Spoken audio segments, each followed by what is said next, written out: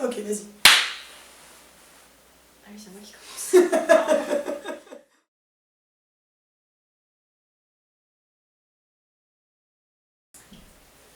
Ok, bah salut, nous c'est le collectif Tardigrade. Moi c'est Mathilde, je suis illustratrice et artiste. Moi c'est Christelle et je suis illustratrice. Et moi c'est Anne et je suis plutôt graphiste. Et je suis membre du collectif Tardigrade, on est d'ailleurs tous les trois, qui est un collectif de micro-édition qu'on a créé en 2013. À l'époque, c'était pas tout à fait les mêmes membres.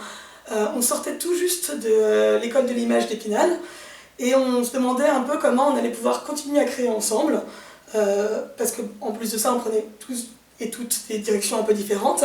Donc on était 6 à l'époque et on a créé cette première revue. C'était le premier truc qu'on a fait ensemble. Je mens un peu, le premier truc ça a été la discussion autour de notre nom, qui n'a pas été facile à trouver. C'est toujours compliqué de se mettre tous d'accord sur ce genre de choses.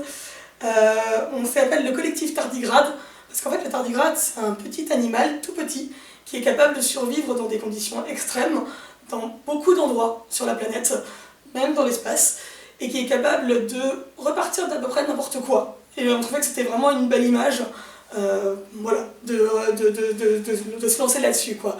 Donc avec nos bagages et toutes nos envies, on s'est dit qu'on allait faire cette revue qui s'appelle le Tardigrade centripète, qui était le thème tout simplement de la première revue, qui était la force centripète, et dans laquelle on retrouve des dessins et des bandes dessinées, des histoires sur le thème de la force centripète. Voilà. Donc il y a beaucoup de styles différents, tout simplement parce que les membres qui faisaient partie du collectif n'avaient pas forcément le même style, et c'était très bien comme ça, c'est d'ailleurs ce qui nous intéresse toujours aujourd'hui. Et en ayant cet objet entre les mains, c'était génial, quoi. C'était notre première production, c'était super, mais on s'est rendu compte que ce qui nous manquait, c'était l'aspect créer de A à Z, et de commencer le projet, mais aussi de le finir, donc aussi de l'imprimer. Et donc, par la suite, ce qu'on a fait, c'est qu'on a changé, on est passé d'une reliure en dos carré collé à une reliure japonaise. On a imprimé la couverture en sérigraphie à l'atelier du Brochet avec Mathieu Z. On a fait imprimer les pages intérieures en réseau, donc une partie sur une machine qu'on a acquis nous, pour le collectif, et une autre partie avec des couleurs qu'on n'avait pas à disposition chez Pierre Faedi de Gargarisme.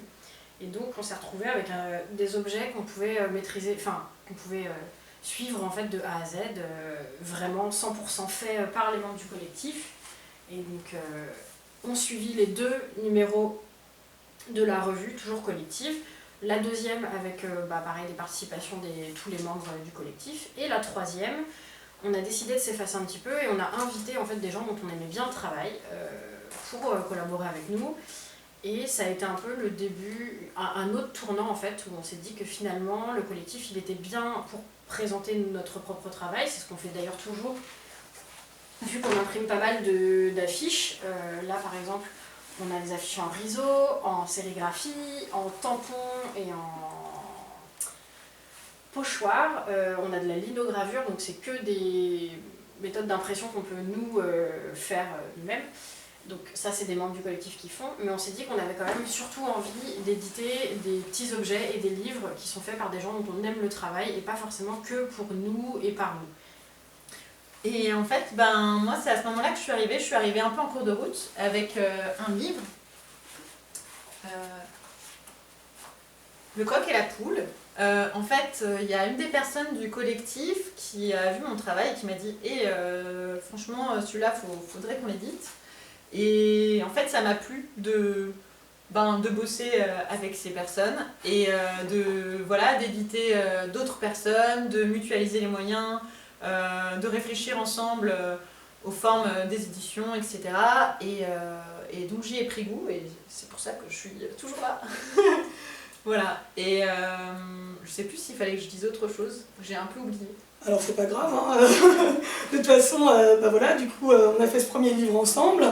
Et Mathilde est restée, on a réfléchi à la façon de produire, on a continué du coup à essayer de produire nous-mêmes, ce que disait Christelle avant, avec notre réseau au maximum, et on a produit ces 2 livres-là, celui-là de Célia Housset, Les Petites Maisons, et et Strong Everyday Woman, qui est le dernier paru, par Hélène Bléau, parce qu'on a eu un coup de cœur sur ces illustrations. Hein. C'est toujours comme ça que ça se passe, en soi, on a des coups de cœur sur des illustratrices, et on lance le projet, quoi. Et ces deux projets-là, en fait, c'est des projets qui existaient déjà, mais qui n'avaient pas de forme éditée.